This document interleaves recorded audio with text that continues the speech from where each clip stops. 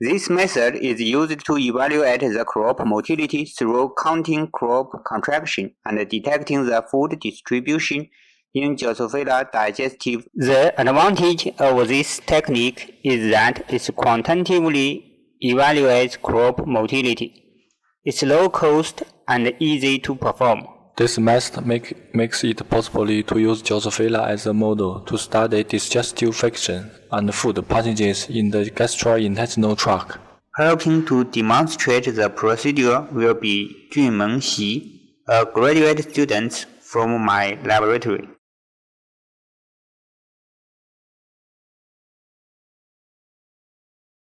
Maintain flies in vials containing 10 milliliters of freshly made food in a 25 degrees Celsius incubator with 60% humidity and a 12-hour light, 12-hour dark cycle.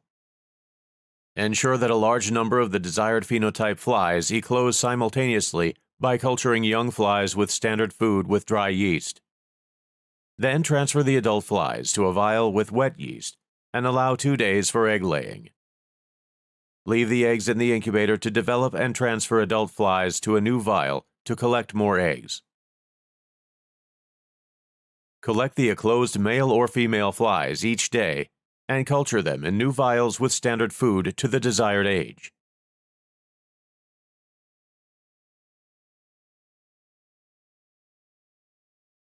Anesthetize the flies with carbon dioxide and transfer one fly into a dissecting plate well with 200 microliters of PBS.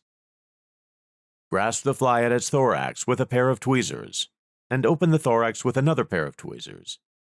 Then pull the ends in.